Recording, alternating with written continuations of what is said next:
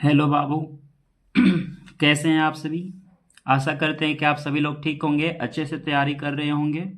और आप लोग से एक रिक्वेस्ट भी है कि आप लोग ट्वेल्थ क्लास एक अच्छे से सिलेबस को प्रिपेयर करिए और पर डे अपने सिलेबस पे काम करिए, ताकि आप लोग को 2000 ठीक ना 2027 में एक बेस्ट रिजल्ट हम लोग को देखने के लिए मिले। तो चलिए हम लोग इस क्लास को चालू करते हैं। आप लोग को देखिए आज के सेशन में बताने वाले हैं हम twelfth class biology. Twelfth class biology chapter number 3 जो है मानव जनन है। मानव जनन के बारे में हम लोग देखेंगे, वन लाइनर ऑब्जेक्टिव। और यहाँ पे आप लोग क्वेश्चन जैसे देख रहे हैं, पहला क्वेश्चन है मानव में निषेचन कहाँ होता है। यह होता है फेलोपियन ट्यूब, जिसे अंडवाहिनी बोलते हैं, ठीक ना। फेलोपियन ट्यूब के ही बगल में होता है अंडवाहिनी। तो फेलोपियन ट्यूब अंडवाहिनी में जो होती है मानव में निषेचन प्रक्रिया संपन्न होती है। पुरुष का प्रमुख जनन हार्मोन कौन सा होता है? तो टेस्टोस्टेरोन। टेस्टोस्टेरोन के अलावा कौन होता है? एंड्रोजेन होता है। कौन होता है? एंड्रोजेन। एंड्रोजेन होता है, एंड्रोजेन होता है, ठीक ना। एस्ट्रोजेन, एस्ट्रोजेन महिला में होता है, जबकि एंड्रोजेन पुरुष में होता है। और टेस्टोस्टेरोन होता है, कौन होता है? टेस्टोस्टेरोन होता है। नेक्स्ट अगला क्वेश्चन है कि स्त्री का प्रमुख जनन हार्मोन कौन सा होता है? तो एस्ट्रोजेन होता है। एस्ट्रोजेन के अलावा भी कौन प्रमुख जनन हार्मोन? एस्ट्रोजेन है। इसके अलावा भी उनमें हार्मोन का उत्सर्जन होता है, प्रोजेस्टेरोन। प्रोजेस्टेरोन होता है और एस्ट्रोजेन होता है। प्रोजेस्टेरोन एस्ट्रोजेन होता है। और इसके अलावा प्रसव के दौरान रिलैक्सिन हार्मोन का उत्सर्जन होता है। अगला क्वेश्चन नंबर 4 है कि शुक्राणु का निर्माण कहाँ होता है? तो शुक्राणु जो बनता है वृषण, वृषण के अंदर बनता है, टेस्टिस में बनता है, जबकि इसका वृषण के अंदर बनता है, जबकि वृषण जो शुक्राणु है इकट्ठा कहाँ पे होता है? वृषण में तो बनता है। और यह इकट्ठा इकट्ठा बात करें तो अधिवृषण में होता है, ठीक ना। अधिवृषण में होता है। वृषण की लंबाई होती है 3 से 4 सेंटीमीटर होती है, 3 से 4 सेंटीमीटर होती है, जबकि अधिवृषण जो होता है, अधिवृषण एपिडाइडमिक जो होता है वो 3 से 4 मीटर होता है, 3 से 4 मीटर होती है। देखिए आप लोग ना मेहनत नहीं करिएगा तो फिर कुछ नहीं हो पाएगा। आप लोग के घर परिवार, पिताजी, आप लोग के माताजी, घर में और भी गार्जियन आप लोग की देखिए सहारे टिके हुए हैं, इंतजार में है कि आप लोग अच्छा करके दीजिएगा, अच्छा रिजल्ट देने वाले हैं। तो आप लोग को देखिए पढ़ना ही पड़ेगा, बिना पढ़े हुए कुछ नहीं हो सकता है। आप ज़्यादातर कोई आपको नहीं कह रहा है कि 15 घंटा, 16 घंटा, 17 घंटा पढ़िए, लेकिन समथिंग ना 4 से 5 घंटा आप पढ़िए। देखिए अंडाणु का निर्माण कहाँ होता है? अंडाणु का निर्माण कहाँ होता है? तो अंडाणु बनता है अंडाशय, ओवरी के अंदर बनती है। अंडाणु कहाँ बनता है? अंडाशय, ओवरी, ओवरी में अंडाणु बनता है, ओवरी के अंतर्गत बनती है। शुक्राणु का निर्माण, शुक्राणु का निर्माण की प्रक्रिया क्या कहलाती है? देखिए शुक्राणु जो बनता है ना उसे स्पर्मेटोजेनेसिस कहते हैं, यानी कि उसे शुक्राणु जनन कहते हैं। हिंदी में क्या कहते हैं? शुक्राणु जनन। इसे स्पर्मेटोजेनेसिस कहते हैं, यानी कि शुक्राणु 21 प्रक्रिया द्वारा बनता है। तो ये बनता है आपका अर्धसूत्री विभाजन से बनता है। किससे बनता है? अर्धसूत्री विभाजन से बनता है। नेक्स्ट अगला है कि अंडाणु निर्माण की प्रक्रिया क्या कहलाती है? ओ ओ ओजेनेसिस कहलाती है। अंडाणु निर्माण की प्रक्रिया क्या कहलाती है? ओजेनेसिस के कहलाती है, ठीक ना। अगर भी आप लोग पीछे के क्लास नहीं देखे हैं चैप्टर नंबर 1-2 का, उस क्लास को भी जाकर वहाँ पे आप लोग देख सकते हैं। और इस क्लास को लाइक भी कर लीजिए, ठीक ना। अभी तक लाइक नहीं किए तो लाइक भी कर लीजिए, सब्सक्राइब भी नहीं किए सब्सक्राइब भी कर दीजिए। और जरूर रोटिंग वोटिंग बना करके आप लोग पढ़ाई करिए, टाइम टेबल बना के पढ़ाई करिए। तो अंडाणु निर्माण की प्रक्रिया कहलाती है ओजीनेसिस कहलाती है। मनुष्य में गुणसूत्रों की संख्या होती है 46 होती है। कितनी होती है? 46 होती है। जबकि गैमीट में गुणसूत्रों की संख्या 23 होती है। जैसे आपका नर गैमेट कहिए, आपका फीमेल गैमेट कहिए, ठीक है ना। तो मादा और जो मादा हो गए और नर गैमेट जो होते हैं उनका गुणसूत्र होता है 23 होता है, जबकि टोटल गुणसूत्र 46 होती है। निषेचित अंडाणु को क्या कहा जाता है? जो जैसे अंडाणु में जैसे निषेचन प्रक्रिया हो गया, यानी कि स्पर्म जो है इस अंडाणु के अंदर जाके प्रवेश कर गया है, वो अंडाणु निषेचित हो गया, तो उसे जाइगोट बोलते हैं। क्या कहते हैं? जाइगोट। तो निषेचित अंडाणु जो होती है, निषेचित अंडाणु को क्या कहते हैं हम लोग? जाइगोट, जाइगोट कहते हैं। क्या कहते हैं? जाइगोट कहते हैं। नेक्स्ट अगला अगला अगला अगला क्वेश्चन है कि जाइगोट का विभाजन किस प्रक्रिया से होता है? तो मियोसिस, मियोसिस से होता है, यानी कि मियोसिस बोले तो अर्धसूत्री विभाजन से होती है। जाइगोट का विभाजन जो होता है किस प्रक्रिया से होती है? तो मियोसिस, मियोसिस से होती है, अर्धसूत्री विभाजन से होती है। भ्रूण गर्भाशय में कहाँ स्थापित होता है? तो भ्रूण अगर गर्भाशय में अगर किस जगह पे, तो भ्रूण गर्भाशय में एंडोमेट्रियम ठीक ना, जो यूट्रस में होता है, यूट्रस के अंदर होता है, गर्भाशय के अंदर ठीक ना। तो गर्भाशय में ही पूछा है, गर्भाशय के अंदर भ्रूण तक गर्भाशय में स्थापित होता है, लेकिन कहाँ पे होता है? एंड्रोमेट्रियम में होता है। कहाँ पे? एंड्रोमेट्रियम में होता है। ध्यान दीजिए, अभी भी एक क्वेश्चन है कि भ्रूण गर्भाशय में कहाँ होता है, तो एंड्रोमेट्रियम में होता है। कहाँ? एंड्रोमेट्रियम। नेक्स्ट अगला क्वेश्चन है कि गर्भावस्था की सामान्य अवधि कितनी होती है? तो 9 महीने होता है ठीक ना, 9 महीने होता है, और 9 महीने 7 दिन की होती है। 9 महीना 7 दिन लगभग में मतलब 280 दिन होता है। कितना होता है? 280 दिन, लगभग में 280 दिन होती है। मासिक धर्म चक्र की अवधि कितनी होती है? लगभग में 28 दिन का होता है। 28 दिन का मासिक धर्म चक्र जो है ना, 28 दिन का होता है। निषेचन प्रक्रिया संपन्न होता है 14वें दिन होती है। अगले उसके 5 दिन यानी कि 14, 5, 19वें दिन जो है भ्रूण का निर्माण हो जाता है। और उसके अगले भाई साहब ठीक ना 4 दिन बाद यानी 23वें दिन जो है गर्भाशय के एंडोमेट्रियम में भ्रूण स्थापित हो जाता है। नेक्स्ट अगला क्वेश्चन है कि ओव्यूलेशन कब होता है? ओव्यूलेशन 14वें दिन के आसपास ठीक ना। ओव्यूलेशन प्रक्रिया भी बता रहे थे कि ओव्यूलेशन होता है 14वें दिन ठीक ना। 28 दिन का मासिक धर्म होता है, जिसमें 14वें दिन ओव्यूलेशन होता है, और उसके 5 दिन बाद 14, 5, 19वें दिन जो है भ्रूण बन जाएगा। बाकी भ्रूण जो है 4 दिन बाद यानी कि 23वें दिन गर्भाशय के यूट्रस में क्या होता है? स्थापित हो जाता है। नेक्स्ट अगला क्वेश्चन है पीत पिंड, जिसे ठीक बोलते हैं कार्पस लुटियम पीत पिंड क्या बनाता है? तो प्रोजेस्टेरोन हार्मोन बनाता है।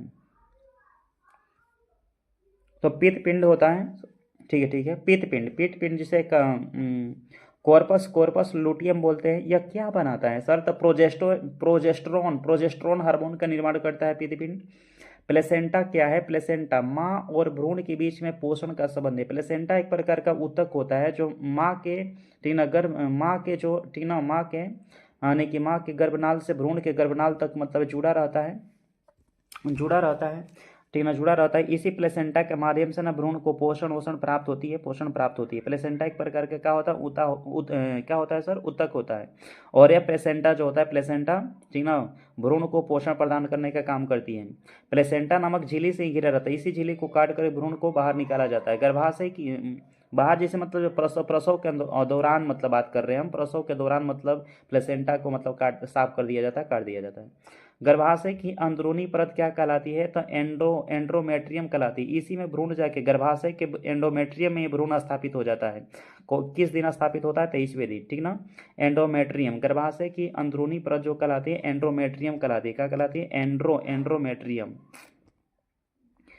नेक्स्ट अगला क्वेश्चन है यहाँ पे कि शुक्राणु का सिर किसे धारण करता है? नाभिक को। शुक्राणु का सिर न किसे धारण करता है? नाभिक न्यूक्लियस को धारण करता है।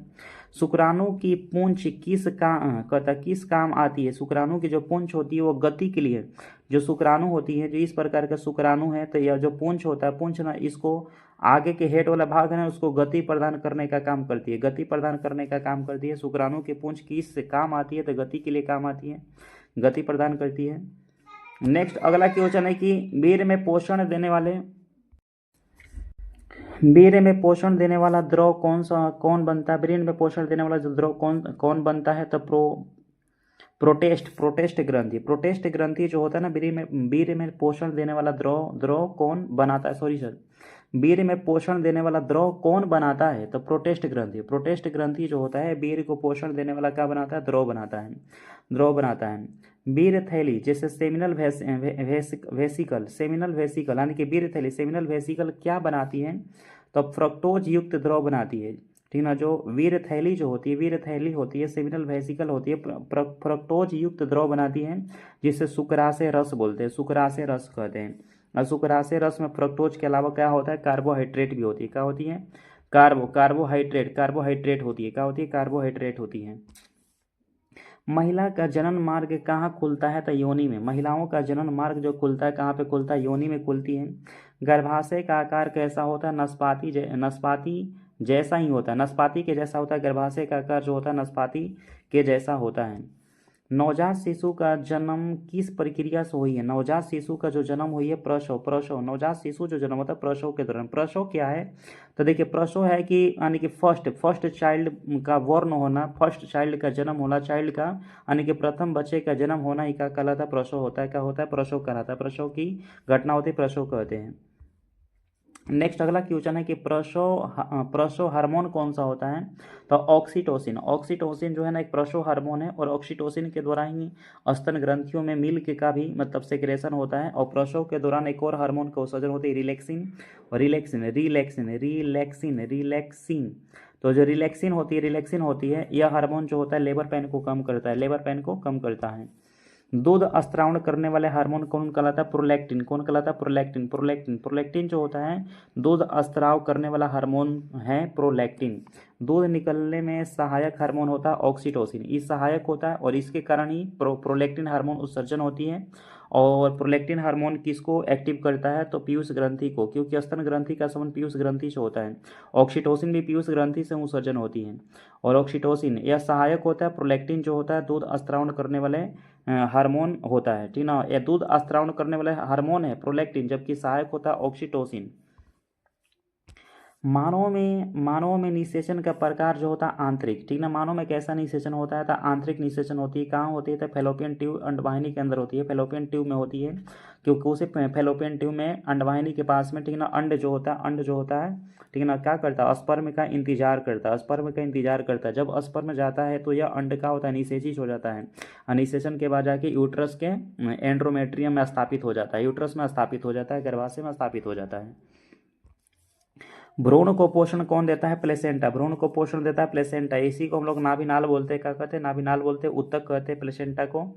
नेक्स्ट अगला क्वेश्चन है कि अमनियोटिक द्रव कहाँ पाया जाता है? एमनियोटिक द्रव जो पाया जाता है एमेनियन में पाया जाता है। एमनियोटिक द्रव पाया जाता है किसमें पाया जाता है? एमेनियन में पाया जाता है। कहाँ पे? एमेनियन में पाया जाता है। गर्भाशय ग्रीवा को क्या कहते हैं? तो सर्विक्स कहते हैं। गर्भाशय जो ग्रीवा होती है ना इसे सर्विक्स बोलते हैं। क्या बोलते हैं? सर्विक्स कहते हैं। गर्भाशय गुहा के नाम से इसको जानते हैं, सर्विक्स कहते हैं। नेक्स्ट है आईवीएफ का पूरा नाम क्या है? तो इन विट्रो फर्टिलाइजेशन होती है। आईवीएफ का पूरा नाम क्या होता है? इन विट्रो फर्टिलाइजेशन है, कृत्रिम गर्भधान बोलते हैं। इसमें जैसे पुरुष, ठीक ना, नर शुक्राणु और मादा शुक्राणु को बाहर एक प्रकनली में ट्यूब में कराया जाता है। ट्यूब में कराने के बाद पुनः उसे गर्भाशय में स्थापित कर दिया जाता है। इसी को कहते हैं इन विट्रो फर्टिलाइजेशन कहते हैं। क्या कहते हैं? इन विट्रो फर्टिलाइजेशन कहते हैं। टेस्ट ट्यूब बेबी किस तकनीकी से बनती है? आईवीएफ। टेस्ट ट्यूब बेबी जो बनती है आईवीएफ से बनती है। नेक्स्ट अगला है कि जुड़वा बच्चों के प्रकार कितने होते हैं? जुड़वा बच्चे में दो ही, मतलब ट्विन सिस्टर में दो ही बच्चे होते हैं। कितना होते हैं? दो बच्चे होते हैं। समान जुड़वा कैसे बनते हैं? एक ही जाइगोट से मतलब समान जुड़वा बनते हैं। समान जुड़वा कैसे बनते हैं? तो एक ही जाइगोट से समान जुड़वा का निर्माण होता है, समान जुड़वा बनते हैं। असमान जुड़वा कैसे बनते हैं? दो अलग अलग अंडाणु से, दो अलग अलग अंडाणु होता है तो असमान, ठीक ना, असमान जुड़वा बनते हैं। पुरुष में सहायक जनन ग्रंथि होती है, 3 होती है। पुरुष में सहायक जनन ग्रंथि कितनी होती है? 3 होती है। नेक्स्ट अगला क्वेश्चन है कि अंडाशय की संख्या कितना होता है? 2। अंडाशय की जो संख्या होता है यानी कि 2 होता है, एक जोड़ी कह सकते हैं। अंडाशय 2 होता है यानी कि एक जोड़ी हो गया। फेलोपियन ट्यूब की संख्या 2 होती है, भी एक जोड़ी में होता है, एक जोड़ी में होता है, दोनों तरफ होता है, ठीक ना। अंडाशय के दोनों तरफ बगल में होता है, फेलोपियन ट्यूब होती है, ये भी एक जोड़ी में होती है यानी कि 2 होता है। नेक्स्ट अगला क्वेश्चन है कि गर्भ निरोधक गोलियां किस हार्मोन से बनती होती है? तो एस्ट्रोजन और प्रोजेस्टेरोन मिल करके गर्भ निरोधक गोलियां का निर्माण होता है। आयुषीडी का उदाहरण बताइए। आयुषीडी बोले थे या कॉपर टी को बोलते हैं। किसको बोलते हैं? Copper T. या फेलोपियन ट्यूब जो आपका जो है योनि के अंतर्गत फेलोपियन ट्यूब के पास में लगाया जाता है, फेलोपियन, ठीक ना, या योनि में ही लगाया जाता है, कॉपर टी को लगाया जाता है। और यह जो होता है आपका, ठीक ना, क्या बोलते हैं, मतलब इस मतलब जनसंख्या कंट्रोल इसके माध्यम से मतलब किया जा सकता है, या यानी कि गर्भाधान से बचने के लिए कॉपर टी का प्रयोग किया जाता है। नेक्स्ट अगला क्वेश्चन है कि नसबंदी का पुरुष रूप वैसेक्टोमी कहलाती है। नसबंदी का पुरुष यानी कि पुरुषों का नसबंदी कहलाता है वैसेक्टोमी। स्त्री का मतलब नसबंदी का रूप स्त्री का कहलाता है ट्यूबेक्टोमी, क्योंकि इसमें ट्यूब को काट दिया जाता है, इसलिए ट्यूबेक्टोमी कहलाती है। भ्रूण के चारों ओर झिल्ली कौन बनाती है? भ्रूण के चारों ओर जो झिल्ली बनाती है वो कौन बनाती है? तो वह है अमनियम। अमनियम जो होता है भ्रूण के चारों ओर झिल्ली का निर्माण करता है। मानव भ्रूण में हृदय धड़कन कब शुरू हो जाता है? तो लगभग 4 सप्ताह, 4 सप्ताह, ठीक ना, 4 सप्ताह के अंतर्गत में 4 सप्ताह, एक सप्ताह में कितना, 28 दिन ना, एक सप्ताह में 7 दिन ना, सॉरी सर, यानी कि सच्चो 28, यानी कि एक मंथ के करीब में, यानी कि 28 दिन या एक मंथ के करीब में मानव भ्रूण में धड़कन सबसे पहले ना धड़कन ही बनता है, हृदय का ही विकास होता है भ्रूण में, और 4 सप्ताह के अंतर्गत में वो आपका धड़कन शुरू हो जाती है। नेक्स्ट अगला क्वेश्चन है कि भ्रूण को ऑक्सीजन कौन देता है? प्लेसेंटा। प्लेसेंटा ही ऑक्सीजन देता है, पोषण देता है, सब कुछ प्लेसेंटा ही देता है, प्लेसेंटा देने के काम करता है। गर्भाशय का संकुचन किससे होती है? गर्भाशय का संकुचन ऑक्सीटोसिन, ऑक्सीटोसिन के द्वारा होता है। गर्भाशय का संकुचन जो होता है ऑक्सीटोसिन, ऑक्सीटोसिन के माध्यम से होती है, गर्भाशय का संकुचन होता है। नेक्स्ट है एलएच, लैक्टोजेनिक हार्मोन कहाँ से उत्सर्जित होता है? पिट्यूटरी ग्रंथि। एलएच बोले तो लैक्टोजेनिक हार्मोन, लैक्टोजेनिक हार्मोन का उत्सर्जन होता है पिट्यूटरी ग्रंथि से होती है। और एफएसएच का मतलब, एफएसएच क्या होता है? तो ये भी एक प्रकार का हार्मोन है और गैमेट निर्माण को प्रेरित करता है, यानी कि गैमेट बोले शुक्राणु निर्माण को क्या करता है? प्रेरित करता है, शुक्राणु निर्माण की प्रक्रिया को क्या करता है? या प्रेरित करता है। तो हम लोग यहाँ 50 क्वेश्चन तक पहुँच गए हैं। नेक्स्ट आगे हम लोग यहाँ पे बात करते हैं। नेक्स्ट आगे देखिए, अंडाणु का आकार कैसा होता है? तो गोल होता है। कैसा होता है? गोल, थैलेमस के जैसा होता है, गोल होता है। अंडाणु जो होता है किस आकार का होती है? गोल, थैलेमस के जैसा। शुक्राणु का आकार कैसा होता है? टेडपोल के जैसा होता है। कैसा होता है? Tadpole, tadpoles. यह है शुक्राणु। आगे के भाग इसका हेड कहलाती है, पीछे वाला भाग जो होता है टेल या पूंछ कहलाती है। शुक्राणु में खुद का होता है डीएनए होता है, प्लस में केंद्रक भी होती है, केंद्रक डीएनए पाया जाता है। शुक्राणु का पीछे वाला जो भाग पूंछ होती है वो आगे वाले भागों को क्या करती है? गति प्रदान करने का काम करती है। सबसे बड़ा मानव कोशिका जो कहलाती है अंडाणु कहलाती है। क्या कहलाती है? अंडाणु। सबसे बड़ा ठीक ना, सबसे बड़ा मानव कोशिका क्या कहलाती है? अंडाणु। सबसे बड़ा मानव कोशिका क्या कहलाती है? अंडाणु, अंडाणु कहलाती है। सबसे बड़ी मानव कोशिका क्या कहलाती है? अंडाणु, अंडाणु कहलाती है, अंडाणु। नेक्स्ट आगे हैं कि सबसे छोटी मानव कोशिका क्या कहलाती है? शुक्राणु कहलाती है। सबसे छोटी मानव कोशिका जो कहलाती है क्या कहलाती है? शुक्राणु। सबसे छोटी मानव कोशिका कहलाती है शुक्राणु कहलाती है। भ्रूण का गर्भाशय में आरोपण, इम्प्लांटेशन, यहाँ पर रुक जाइए। भ्रूण का गर्भाशय में आरोपण नहीं, भ्रूण का गर्भाशय में स्थापित होना, यहाँ पे क्या होगा? स्थापित, स्थापित होना इम्प्लांटेशन कहलाता है, क्योंकि इम्प्लांटेशन का हिंदी ही होता है, इम्प्लांटेशन इंग्लिश वर्ड है, इसका हिंदी होता है आरोपण। जब भ्रूण का गर्भाशय में स्थापित हो जाना, जब स्थापित हो जाता है तो उसी को कहते हैं आरोपण कहते हैं, इम्प्लांटेशन कहते हैं। इम्प्लांटेशन, भ्रूण जब गर्भाशय में स्थापित हो जाता है, चला जाता है, तो उस घटना को आरोपण या इम्प्लांटेशन कहते हैं। क्या कहते हैं? इम्प्लांटेशन कहते हैं। गर्भावस्था की जांच किस हार्मोन से होती है? गर्भावस्था की जो जांच होती है वो HCG हार्मोन से होती है। इसका आप लोग सर्च मार के देख लीजिएगा, हमको रिकॉल नहीं हो रहा है इसका फुल फॉर्म। तो गर्भावस्था की जो जांच होती है, गर्भावस्था की जांच किस हार्मोन से होती है? HCG हार्मोन से होती है। कौन से होती है? HCG। HCG हार्मोन कहाँ बनता है? तो प्लेसेंटा के पास बनता है। प्लेसेंटा के पास में कौन सा हार्मोन बनता है? HCG हार्मोन का निर्माण होता है। HCG हार्मोन बनता है, प्लेसेंटा के पास में बनती है। मासिक धर्म क्यों होता है? तो मासिक धर्म जो प्रक्रिया होती है एंड्रोमेट्रियम के झड़ने से, जो गर्भाशय की जो दीवार होती है, गर्भाशय की जो दीवार होता है एंड्रोमेट्रियम, यही टूटना चालू कर देता है, और जब टूटता है तो वहां मासिक धर्म प्रक्रिया चालू होती है। नेक्स्ट अगला क्वेश्चन है कि स्त्री में रजनोवृत्ति किस उम्र में होती है? जिस इंग्लिश में मोनोपाउजेज कहते हैं। क्या कहते हैं? मोनोपाउजेज, मोनोपाउजेज बोलते हैं, इसे मोनोपाउजेज बोलते हैं। क्या बोलते हैं? मोनोपाउज। स्त्रियों के अंदर इसे क्या बोलते हैं हम लोग? मोनोपाउजेज बोलते हैं। क्या बोलते हैं? मोनोपाउजेज बोलते हैं। तो मोनोपाउज के मतलब होता है कि जब स्त्री में भाई साहब जो गैमेट है, जो है गैमेट है, यानी कि जो उनका गैमेट है, मतलब शुक्राणु क्या बोलते हैं? गैमेट है, यानी कि उनका अंडाणु बनना बंद हो जाता है। वो होता है 45 से 50 साल होती है। कितना होता है? 45 से 50 साल होती है। जबकि पुरुष में जो रजनोवृत्ति की घटना होती है, मोनोपाउजेज होता है, मेल के अंतर्गत होता है, ये 50 से 55 साल की उम्र में होती है। उनके अंतर्गत जो हार्मोन जो है टेस्टोस्टेरोन हार्मोन है, वो उनका बनना बंद हो जाता है, ठीक है ना, वह बनना बंद हो जाता है, ठीक है ना, स्पर्म शुक्राणु बनना बंद हो जाता है, तो वो कहलाती है रजनोवृत्ति पुरुष का होती है। 50 से, ठीक ना, 50 से कब होता है? 55 साल। 50 से क्या होती है? 55 साल होती है। नेक्स्ट अगला क्वेश्चन है कि पुरुष में यौनारंभ किससे से संबंधित है। तो यह जब पुरुष के अंदर टेस्टोस्टेरोन हार्मोन का उत्सर्जन होता है तो इसे द्वितीयक लैंगिक गुण हार्मोन कहते हैं। द्वितीयक लैंगिक गुण में पुरुषों का आवाज थोड़ा सा मतलब भारी होना चालू हो जाएगा, दाढ़ी मूछें निकलना स्टार्ट हो जाएगी, तो उसे कहते हैं पुरुषों में यौनारंभ। इसका उम्र होता है 14 से मतलब 15 साल। 14 से 15 साल की उम्र में टेस्टोस्टेरोन नामक हार्मोन का उत्सर्जन होता है, यह इसे द्वितीयक लैंगिक गुण हार्मोन कहते हैं, जिसे आवाज का भारी होना, प्यूबिक हेयर आना, प्लस में आपका दाढ़ी मूछें निकलना, ये द्वितीयक लैंगिक गुण को बढ़ावा देता है। जबकि महिलाओं में द्वितीयक लैंगिक गुण को बढ़ावा देने के लिए कौन सा प्रोजेस्टेरोन हार्मोन है, उनका उम्र होता है आपका लगभग में 13 से, ठीक ना, 13 से 14 साल, 13 से 14 साल होते हैं, 13 से 14 साल, 13 से 14 साल तो वो होती है 13 से 14 साल होती है। नेक्स्ट अगला क्वेश्चन यहाँ पे कि अंडाणु कितने समय तक जीवित रहता है। तो 24 घंटे तक अंडाणु जो जीवित रहता है 24 घंटे तक। जबकि शुक्राणु कितने समय तक जीवित रहता है, तो 2 से 3 दिन तक। शुक्राणु जो जीवित रहता है 2 से 3 दिन तक, 2 से 3 दिन तक। नेक्स्ट अगला क्वेश्चन है यहाँ पे, भ्रूण का विकास कहाँ पर होती है, तो गर्भाशय में। गर्भाशय में एक परत होती है एंड्रोमेट्रियम, उसी एंड्रोमेट्रियम परत में ही भ्रूण का विकास होता है। भ्रूण के प्रारंभिक चरण को क्या कहते हैं, भ्रूण के जो प्रारंभिक चरण होती है उसे ब्लास्टोसिस बोलते हैं, ब्लास्टोसिस्ट, ब्लास्टोसिस्ट के नाम से उसको जानते हैं।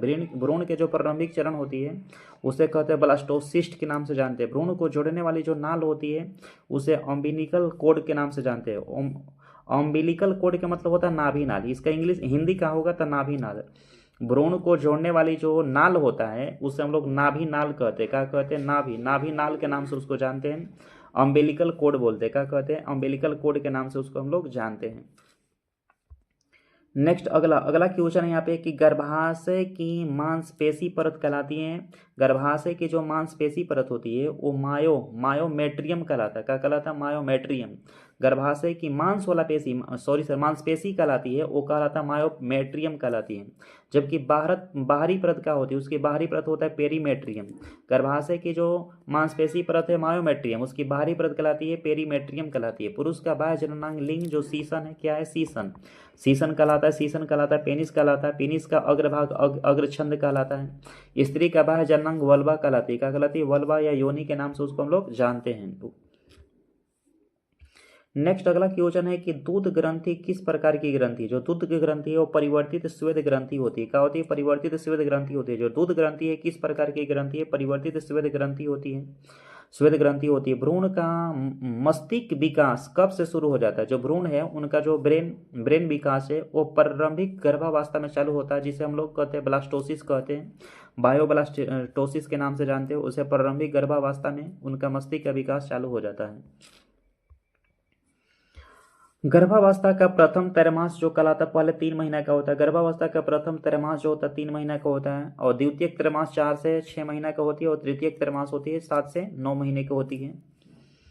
नेक्स्ट अगला क्वेश्चन है कि मानव में लिंग निर्धारण कौन करता है, तो पिता का गुणसूत्र। पिता के पास कौन सा गुणसूत्र, XY होती है, ठीक ना। अगर X गुणसूत्र प्रवेश कर रहा है सबसे पहले तो पुत्री होने की संभावना है, Y गुणसूत्र पहले प्रवेश करता है तो पुत्र होने की संभावना है, ठीक ना। जबकि एक महिला के पास में X गुणसूत्र होती है, पुरुष के पास में XY गुणसूत्र होता है। कौन सा, XY गुणसूत्र होती है। नेक्स्ट अगला क्वेश्चन है यहाँ पे कि गर्भाशय का मुख्य काम क्या है, यह भ्रूण का विकास करना। गर्भाशय का मुख्य काम है भ्रूण का विकास करना। भ्रूण किससे ढका होता है, प्लेसेंटा नामक ऊतक से ढका हुआ होता है। स्तन ग्रंथि का काम है दूध उत्पादन करना, और इसमें कौन सा हार्मोन सहायक हार्मोन ऑक्सीटोसिन, जबकि दूध उत्पादन के लिए हार्मोन होता है प्रोलैक्टिन। प्रोलैक्टिन दूध उत्पादन के लिए सहायक होता है, जबकि दूध उत्पादन कौन से हार्मोन करता है, प्रोलैक्टिन, सहायक होता है ऑक्सीटोसिन। एमनियोटिक द्रव का क्या काम है, भ्रूण का सुरक्षा करना। एमनियोटिक जो द्रव है इसका काम है भ्रूण को क्या करना, सुरक्षा प्रदान करना, भ्रूण को सुरक्षा प्रदान करना। नेक्स्ट अगला क्वेश्चन है कि गर्भावस्था में उल्टी क्यों होती है, तो हार्मोनल परिवर्तन, बहुत सारे हार्मोन एक्सचेंज होते हैं, परिवर्तन होते हैं, जिसके कारण उल्टी प्रक्रिया चालू होती है। भ्रूण की पहली हरकत कब महसूस होती है, जो भ्रूण है उनकी पहली हरकत लगभग में 5 महीने के अंतराल में महसूस होती है। यानी कि भ्रूण के पता चलता है कि नहीं भ्रूण परिपक्व हो रहा है, विकास हो रहा है, भ्रूण का मतलब विकास होती है, तो उनकी पहली हरकत चालू होती है 5 महीने के अंतराल में। प्लेसेंटा का दूसरा नाम है अपरा। क्या कहते हैं? प्लेसेंटा का दूसरा नाम क्या है बाबू? अपरा। अपरा कहते हैं। प्लेसेंटा का दूसरा नाम क्या है? अपरा। अपरा।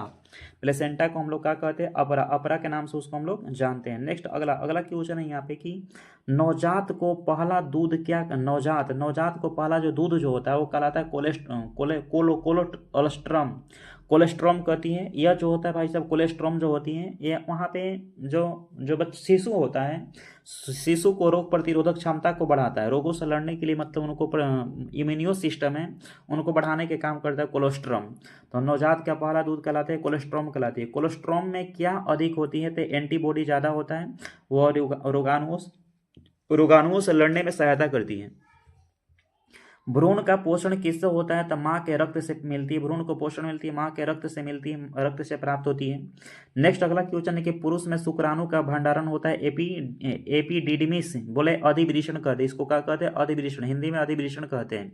पुरुष में शुक्राणु का भंडारण जो होता है एपिडिडमिस में होती है। शुक्राणु बाहर किस नली से आती है? तो वास डिफरेंस नली, जिसे शुक्रवाहक नली कहते हैं। इसी शुक्रवाहक नली को, वास डिफरेंस नली को काट करके पुरुष को मतलब नसबंदी किया जाता है। तो शुक्राणु बाहर किस नली से आते हैं? तो वास डिफरेंस नली या शुक्रवाहक नली कहते हैं। वीर्य स्खलन की प्रक्रिया कहलाती है इंजैकुलेशन। वीर्य स्खलन की प्रक्रिया का कहलाती है इंजैकुलेशन के नाम से उसको हम लोग जानते हैं। नेक्स्ट अगला क्वेश्चन है कि महिला में अंडाणु मुक्त होना कहलाता है ओव्यूलेशन। महिला में अंडाणु मुक्त होना क्या कहलाता है? ओव्यूलेशन कहलाता है। महिलाओं के अंदर अंडाणु का मुक्त होना कहलाता है ओव्यूलेशन कहलाता है। गर्भ निरोधक की प्राकृतिक तरीका है सुरक्षित अवधि विधि। गर्भ निरोधक का प्राकृतिक तरीका क्या है? सुरक्षित अवधि विधि होती है। सुरक्षित अवधि क्या होती है? विधि होती है। नेक्स्ट अगला तरीका है कि कंडोम किस प्रकार का गर्भ निरोधक है? बाह्य विधि है। कंडोम जो होता है, पुरुष जो होता है ना, पुरुष अपने पेनिस के ऊपर इसे कंडोम को लगाता है, और यह एक प्रकार का स्नेहक वाला होता है। कंडोम किस प्रकार का होता है? या बाह्य विधि है। कैसा विधि है? बाह्य विधि होती है। हार्मोनल गर्भ निरोधक का उदाहरण, हार्मोनल गर्भ निरोधक का उदाहरण है पिल्स है। पिल्स एक प्रकार का मतलब टोबलेट है, दवा होता है। यह हार्मोनल गर्भ निरोधक को रोकने का काम करता है। और अस्थायी गर्भ निरोधक नसबंदी कहलाती है। अस्थायी तौर से मतलब गर्भ निरोधक कहलाता है नसबंदी। पुरुष का नसबंदी वैसेक्टोमी, महिला का नसबंदी कहता है ट्यूबकटोमी कहलाती है। क्या कहलाती है? ट्यूबकटोमी। महिलाओं में ट्यूब को काट दिया जाता है तो ट्यूबकटोमी होती है। महिलाओं के अंदर ट्यूबकटोमी, पुरुष में होता है वैसेक्टोमी। नेक्स्ट अगला क्वेश्चन यहाँ पे कि भ्रूण की स्थिति जांचने की तकनीकी अल्ट्रासाउंड। भ्रूण की स्थिति जांचने की प्रक्रिया अल्ट्रासाउंड कहलाती है। भ्रूण के लिंग परीक्षण पर प्रतिबंध क्यों क्यों मतलब भ्रूण के लिंग परीक्षण पर प्रतिबंध क्यों है? तो कानूनन एक अपराध होता है कि लिंग परीक्षण नहीं कर सकते भ्रूण का, ठीक है ना। बहुत कोई भ्रूण हत्या भी कर देते हैं, इसके चलते इसे कानूनन अपराध माना गया। क्या माना गया? कानूनन अपराध माना गया है। नेक्स्ट अगला क्वेश्चन है यहाँ पे गर्भाशय का मुख्य प्रसव में, ठीक ना, गर्भाशय का मुख्य प्रसव में क्या करता है? गर्भाशय का मुख्य प्रसव में क्या करता है? तो फैलाता है। प्रसव पीड़ा किससे होती है? तो गर्भाशय संकुचन जब होती है तो प्रसव पीड़ा होती है, और इस प्रसव पीड़ा को कम करने के काम करता है रिलैक्सिन। कौन सा हार्मोन होता है? Relaxin. Relaxin hormone, relaxin hormone जो ना प्रसव को कम करने का काम करता है। नेक्स्ट नवजात का पहला रोना क्यों महत्वपूर्ण है? फेफड़े खुलते हैं नवजात जो शिशु जो होते हैं प्रसव के दौरान और रोते हैं तो उनके फेफड़े क्या होते हैं? खुलते हैं। फेफड़े क्या होता है? खुलता है। फेफड़ा उनका खुलता है। नेक्स्ट अगला क्वेश्चन है कि मानव जनन का प्रकार। मानव में लैंगिक जनन होती है। मानव में विकास का प्रकार है प्रत्यक्ष विकास होती है। मानव में भ्रूण को प्रतिरक्षा कौन देता है? एंटीबॉडी जो उनके माँ के, ठीक ना, दूध से प्राप्त होती है। स्तनपान से क्या लाभ होता है? स्तनपान से लाभ देखें यहाँ पे, स्तनपान से लाभ प्रतिरक्षा और पोषण उनको प्राप्त होती है। भ्रूण की सुरक्षा हेतु कौन सा थैला होता है? तो योल सैक या प्रारंभिक थैला होती है, ठीक है ना। योल के सैक होती है। नेक्स्ट अगला क्वेश्चन यहाँ पे कि गर्भाशय का समान, गर्भाशय होती है उनकी सामान्य गर्भाशय का समान स्थान होता है श्रोणी गुहा कहलाती है। क्या कहलाती है? श्रोणी। गर्भाशय के जो समान उसे श्रोणी गुहा कहते हैं। क्या कहते हैं? श्रोणी गुहा के नाम से उसको हम लोग जानते हैं। तो ये 105 को हमारा वन लाइन और ऑब्जेक्टिव क्वेश्चन था। चलिए हम लोग यहाँ पे नेक्स्ट आगे मिलेंगे, ठीक है ना। ऑप्शन के साथ वाला क्वेश्चन देखेंगे। यहाँ पे कुछ नोटबुक का लिखा हुआ ऑब्जेक्टिव आप लोगों के सामने हम जल्दी ही पेश करते हैं। चलिए बहुत बहुत धन्यवाद आप लोगों को, ठीक ना। मिलते हैं हम लोग नेक्स्ट टॉपिक में।